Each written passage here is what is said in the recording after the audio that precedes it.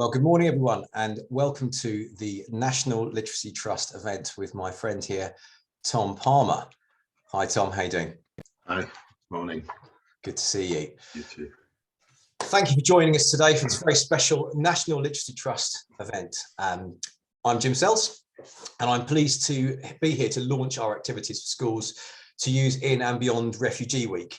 So Refugee Week is an annual UK-wide festival celebrating the contributions, creativity and the resilience of refugees and people seeking sanctuary.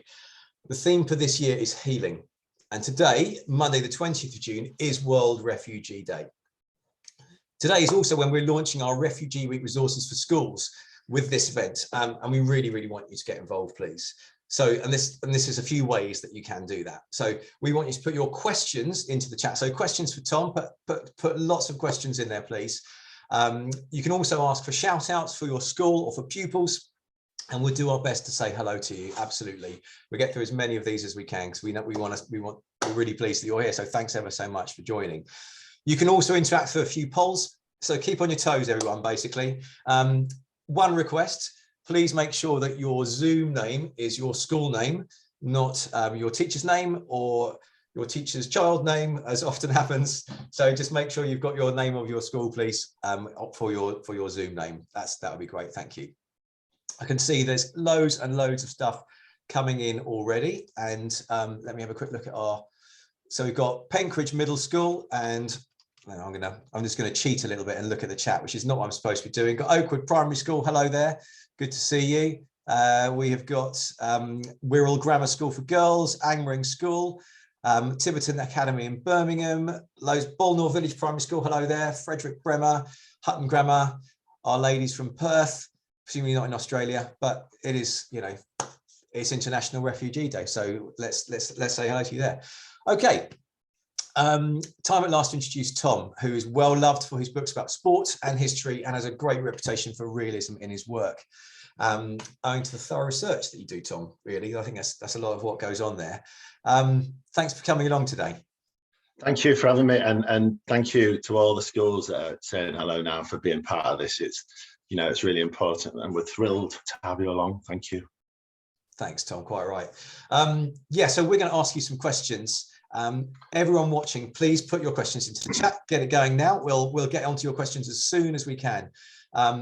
Don't forget to say which school that you're from.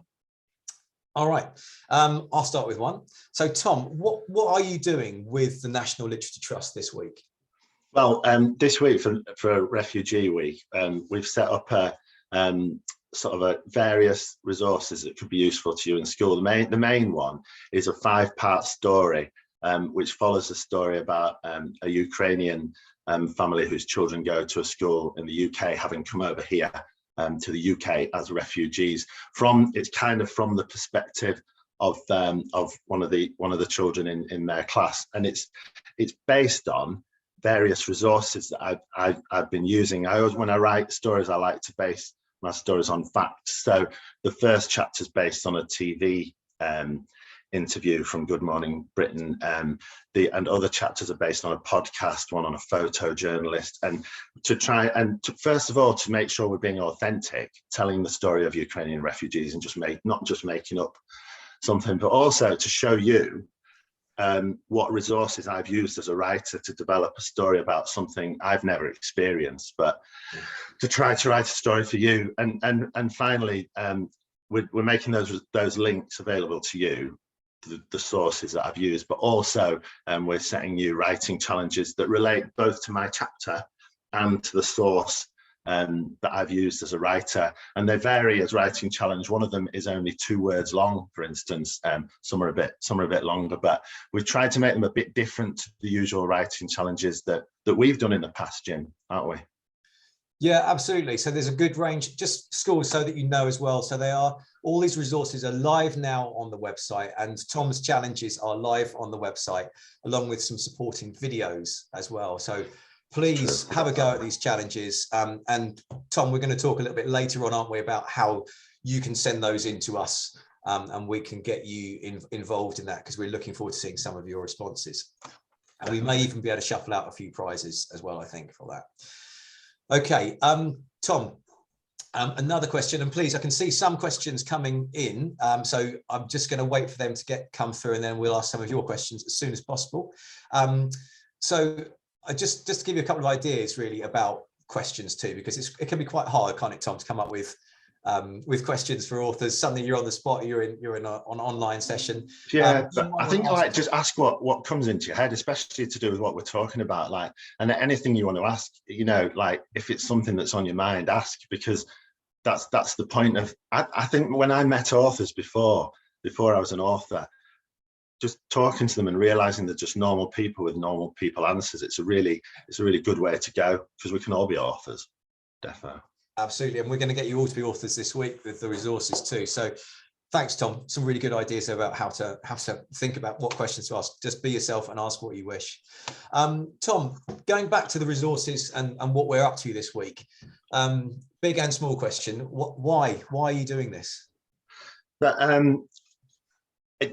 I go into a lot of schools, and recently I've been going into schools, and like every other school I go into has Ukrainian children there up and down the country, and refugees and how refugees are treated in this country and around the world is really important. And for me, it's just something that underlies every day. My every day, I'm listening to the news, I'm meeting refugee children in schools, and I feel really strongly that you know, these are people who are fleeing war, they're fleeing terrifying situations, they're fleeing starvation, just like children have, like throughout history. Like I've done a book about I've not got it here. Oh yes, I have. I've done a book about the children as refugees from the Holocaust. You know, it's an ongoing story, and we have to the more aware we are of refugees and what they're going through and what they need, the better we can support them, because we need to do that. Yeah, quite right, Tom. Thank you for saying that. Okay, we've got a couple of questions in here as well, quite a few. And please keep them coming in. So Ellie from Sharnbrook Primary would like to know, Tom, which is your favourite of your books? My favourite of my book is slightly out of reach. Sorry, Finn. It's Armistice Runner, which doesn't relate to refugees, but it's my favourite because it's about a girl who's a runner, and it's about the First World War. But my very close second favourite is After the War, which is about a group of children who come to this country after the Second World War. They're Jewish children, and they come as refugees, and I've met many of them because this story is based on real people, and that's what I try to do. I don't just make stories up. I ground it very much, as you'll see in the resources that you get, in the testimony of the people who've been through these experiences. Yeah, and it's really important to ground everything, as you say, in fact, because this is such an important subject. You can't mislead people. No, there's a lot of that going on in the news, isn't there? You know, there is, and there are different narratives, as we call them, aren't we? Like saying, how should we react to refugees? And there's some which are very hostile. And they pop up on my social media feeds. Sorry, it really distresses me. And I suppose what we're trying to do is show, because we're basing our story on what people have actually been through, we're showing as much as we can what it might be like. And we're not, you know, we're just showing it. We're not saying you must feel hostile towards refugees, or you must like do this or that or the other. We're trying to show you as much as we can, which is difficult, and what it can be really like, so that you can empathize. Okay, that's great, Tom. Thank you very much. We've got a lot of questions coming in, so I'm just going to nip along. We've got a really great one in here from Alexis, who says, we've been lucky enough to read your new book at the Angmering School. I believe I've said that correctly. Sorry, this is the wrong one. I'm reading the wrong one. Alexis wants to know, what prompted you to write this particular story? How did it feel writing about a book about an event happening now, and what emotions did it trigger? Fantastic story, Alex. Yeah, that's a great question. I wanted to write about it, but because it is now. But when you're writing books, usually you start writing a book, and then there's the whole process of publishing. It doesn't come out for 18 months or a year. And this is a story about now. And the wonderful thing about the work that we do together, myself and the Literacy Trust, is we can deliver stories that are about now and about today. And that's why we wanted to do it as an online story. It will never be a book. It's for you, and it's now, and it's almost, it's live. It's based on the things that are happening right now as we speak in Ukraine, and we felt it was really important to do that in a live way, because if it came out 18 months ago, it would be out of date. And let's hope that all this is out of date in 18 months. Yeah. And well, it won't be for millions of people, but let's hope it stops. The war stops at least. Yeah, absolutely. Agreed, Tom. Can I also just say that if you want to come on screen to ask a question for Tom, then we can make that happen. If you would just put into the chat that you put your question and the name of your school, and then put brackets on screen or something like that, so that we can navigate that. And then to my friends Hannah and Kirsty, who are helping us to run this event, if you could put that into our Google sheet, that will help us to know who wants to come on screen. And if anyone does have a question and it doesn't get answered, please go via my website and email me, like your teachers email me via the website, and I'll answer them over the next week by email. Thanks, Tom. If you don't get an answer. We will gather all of your questions, so we make sure that you all get a chance to ask what you want to. Okay, so some quick shout outs here. We've got Wirral Grammar School for Girls, Woodbourne Hospital School in Birmingham, Rosset Acre in Harrogate, Bolnor Village Primary School, Angmering School, Janet Duke Primary School, Newtown CFE Primary School near Shrewsbury, King James Academy, Sharnbrook Primary School, years 5 and 6. Hello to you. Hello to Harris Girls Academy in Bromley, and to year 6 Elm Road Primary in Wisbech, and to Christ the King School in Southport. Hope you're all having a great day. And there's loads more. We're going to try and do a few more of those a bit later on. Okay, now we're going to talk about going on. I'm going to ask you, Tom, about the writing element of this, and the writing element around refugees and around this week in particular. Yeah. And I just want to acknowledge as well that, who is it? I think it's not West Buckland. Can't see a name of the person that's written this question, but this question has been asked by the schools watching as well. So you guys are really onto it, and that's really good. Please keep the questions coming in. Is it difficult to write about refugees and their lives? How do you approach it? Do you have any tips? But for students or for teachers, this is a tough subject to write about, isn't it?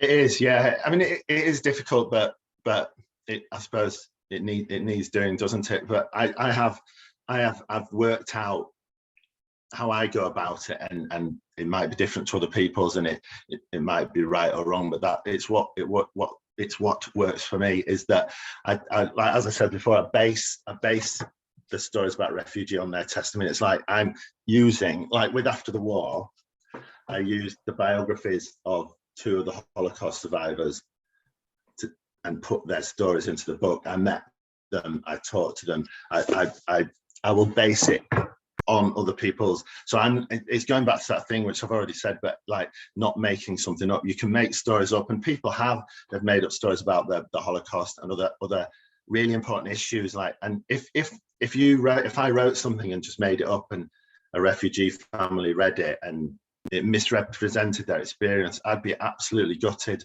I'd be ashamed.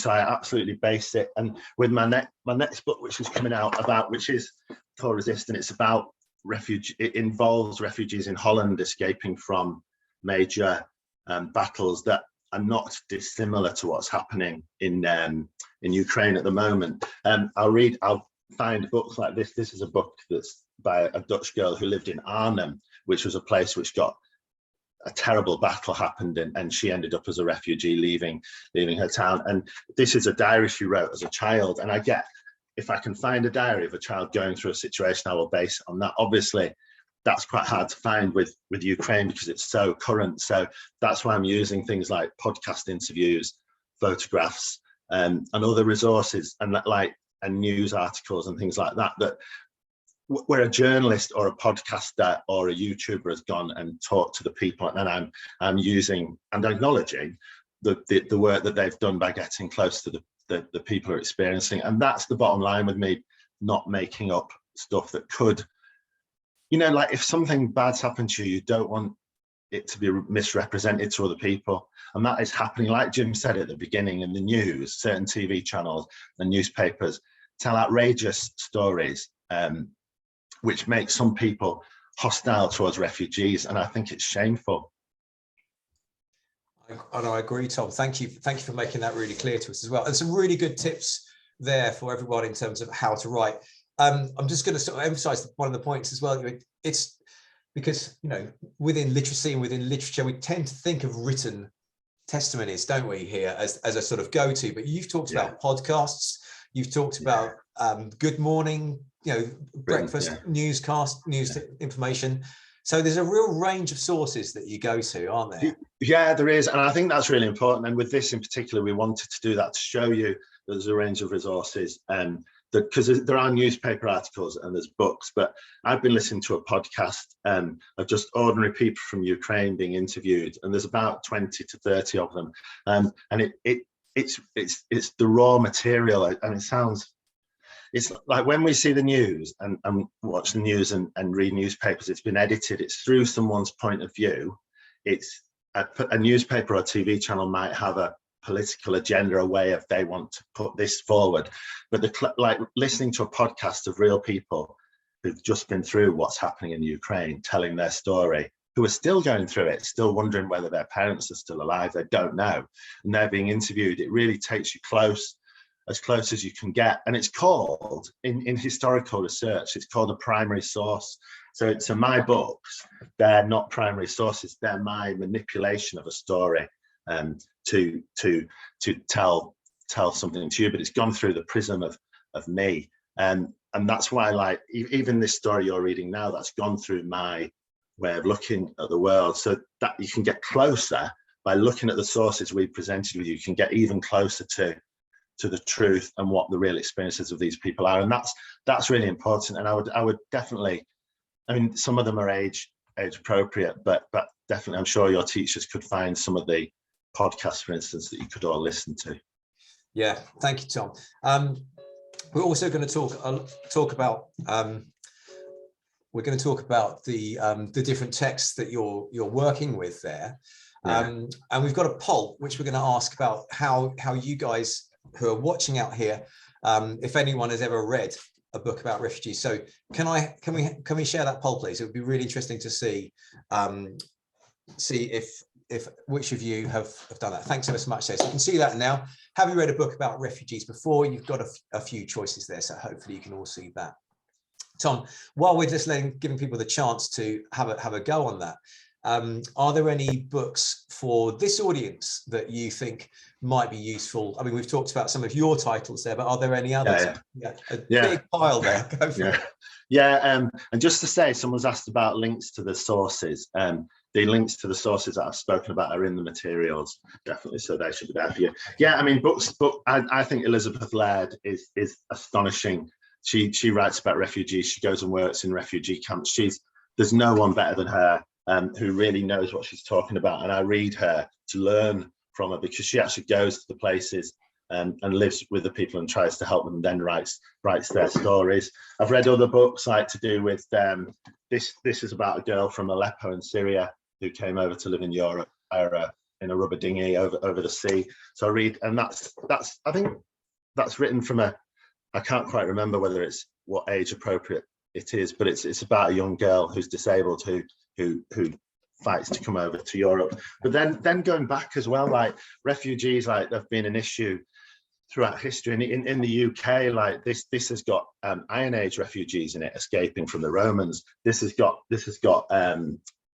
Anglo-Saxon refugees escaping from the Vikings, and it's the story of humanity. But the story is that when people move from one place to another to escape peril, they enrich the countries they come to. We've been enriched by so many groups of people from all over the world over the years that refugees are definitely welcome, because refugees, surveys have been done into it, like analysis have been done into it. Like when refugees have come to this country from various places, they always enrich the country culturally, but also actually, and it's not that it's the priority, also like financially, the economy does better if refugees are coming into a country.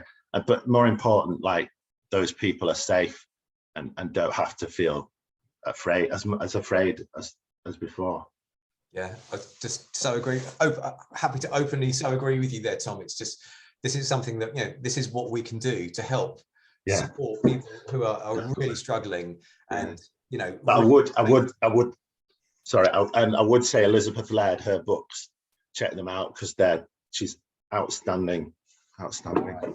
Thank you. Can we have the, let's have a look at the results from that poll, please. Can we share that? So, okay, so we can see that about half of you have read something at school and about a quarter of you have read something at home, but there's still a good amount out there that have got a chance to go out and find a book. And we, as Tom said, he's recommended a few really good ones there around refugees. Many of your books have got a refugee element in them. And as part of our resources, we've got a bit of a list for you as well. We've got some lists of recommended reads, which for different age ranges. So teachers, please do check them out. Tom, and huge credit to the schools, like over half of the schools you're doing that. Yeah, wonderful. Yeah, exactly. And that's part of why we're doing this week. We want to help you and give you good resources that will help you shape discussion, activity, and sort of structure that for you. I think, Tom, I'm going to sort of buck this a little bit. We were going to ask you to do a reading, but I think we've got so many good questions. Yeah, let's do that. Let's just do the questions, please. All right. So we've done a video of it anyway, haven't we, that you can watch? We have. Yeah, we've already got that. So this is a question from Eddie. How many times have you tried to write a book but failed to follow through with the concept? How did you navigate that? Very good question. Like initially, when I started off writing, I would do a lot. I would start things and not finish. But once I started doing it as a job, I realized that planning, if I do plans, and I do a scrapbook of when I'm writing a book, and I have plans, and I spend weeks, sometimes a couple of months, researching and planning my story, so I kind of know whether it's going to work or not. So since I became a writer professionally 15 years ago, there's only one book that I sort of realized I couldn't write it. I was halfway through it. I'd done about 3 months work on it, and I just hit a wall, and I thought, that's it. But usually, because I plan, I kind of know whether it's going to succeed or fail. Okay, good stuff, Tom. Thank you. We've got someone who's going to come on screen to ask a question in a minute. So, Miss Duckworth, we're going to try and engineer that. Looks like you're from Barnstaple. Excuse me. I've got a school here which looks like WGSG. How do you? Sorry, I don't know who that is, but how do you create such a convincing narrative voice, especially from the perspective of a child? That's a good question. Loved him. Well done. You have.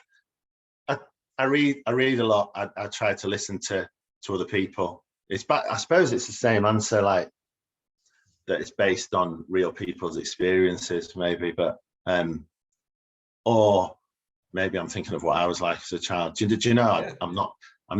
The honest answer is I'm not sure. Okay. Sorry. No, but it's a really hard question, and I think I know you well, and I've read lots of your books. Yeah. And I think that an answer I would suggest for you is that you're honest, and what you write is honest and open, and right. I think gives the authenticity to it. Well, it'd be interesting to see what other people think. So please put your ideas into the chat about what resonates with you when you read something that Tom's written. What is it about that makes you think, yeah, I believe this? So that's the trick, Tom. Turn the question on its head. All right. I'll remember that next time. So I'm looking for our school that's going to come on screen. I can't see the question at the moment, so we're going to keep going. Does it make you feel emotional? This is from Ruth Gorse Academy in Leeds. Does it make you feel emotional listening to and writing the stories of refugees? Hi, Leeds, and being from Leeds myself. Yes, it does. And and it does when you're writing it, and it does when and that's why I'm glad I'm not reading it out, frankly. Yeah, because it does, but I think that's really important. And I cry when I write sometimes. I don't laugh because I'm not that funny, but I definitely get emotionally tuned into stuff, and because it is emotional, isn't it? And if you're going to write about someone who's suffering things that is very hard for us to imagine, you've got to. I mean, not feel their emotions, because you cannot, but you've got to engage with them emotionally, haven't you? I'm not quite sure how to express that anymore, but yes is the answer. Yeah, it's a good question. All right, well, we're marching towards the end of the time, so Miss Duckworth, I think we're going to make you the person that gets to come online. So we're going to try and arrange that. I'm going to do a few more shout outs as well. So we've got Horsenden Primary in Year 6, Holmes Chapel Comprehensive School, Year 5 John Wood School, Lakelands Academy Ellesmere, West Buckland School in Barnstaple, the Ruth Gorse Academy in Leeds, Tom's favourite town possibly, or city. Yeah, city. All right, I got that right. And here we've got Miss Duckworth. Miss Duckworth is here from Barnstaple. Am I right, Miss Duckworth? Is that where you've come from? Hello. Yes, we're in West Buckland in Barnstaple in North Devon. We have a student here, Josh, who would like to ask you a question, if that's okay, Tom. Yes, hi Josh. Oh, I don't see the question. I can't see it. What do you think about the UK's handling of the refugees? The new plan they've got thing. Yeah. I think I think it could have been a lot better. I think most of the families that I've met from Ukraine who've come over has been through people using social media to match up with families to offer them homes over here, to offer them refuge. Sorry, and I personally think that it fell really short and compared to what compared to what other countries in Europe did, it was inadequate. Do you agree? Yeah. All right. It's a really good question. Am I allowed to be political, Jim? No. Yeah. No, I think it's important that we express what we're feeling about here. Lots of schools who are watching from around the UK who have got Ukrainian students, Ukrainian pupils in, and you know, we're here to support you. So thanks, Josh. Well done. Yeah. Josh. And Barnstaple, please put make sure you share your details with us. We'd like to send you a book to say thank you for coming on screen there. So well done, Josh, and thank you for putting us on, you know, putting the country on the spot there, because it's the right thing to do. You've got a challenge. This is part of what we must do. As Tom says, resist, clearly with his t-shirt. We are really going to come to an end there because there's lots and lots of questions. Tom has kindly said that he's going to take all the questions we haven't answered, and we will collect them and we will get back to you through the chat. Tom, unless people just want to sort of email them into the website, sort of direct, it's up to you though, Jim. Whatever technique works. Yeah. For you. Okay. Well, you can look at Tom's website, and you can email there directly. You can send them to us, and we will make sure that they get to him. You can put them in the chat, and we will get them answered. That's really kind of you, Tom. Thank you very much. We also want to make sure that you're aware that we've got these resources here, and there is a chance for you to write the likes of what Josh is saying there. Write about what you think, about what the things that you think are going on, and let us know, and we will share some of your writing on our website as well.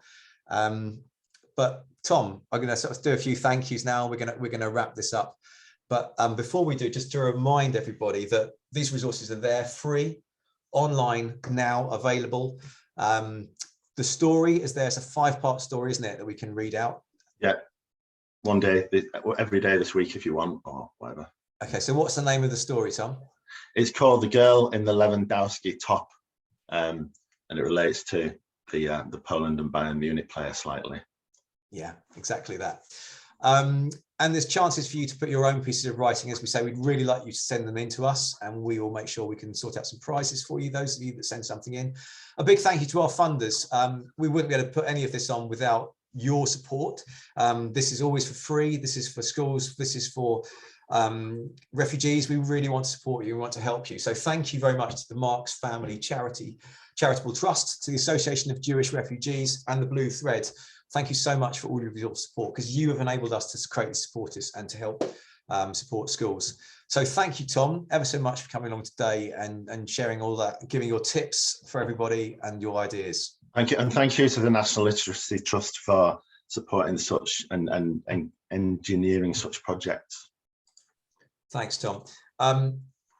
It's really important that we do this. We've got some our last words here, Tom, and everybody, please, you know, take care out there and think about the people around you, give them the best support that you can. Okay.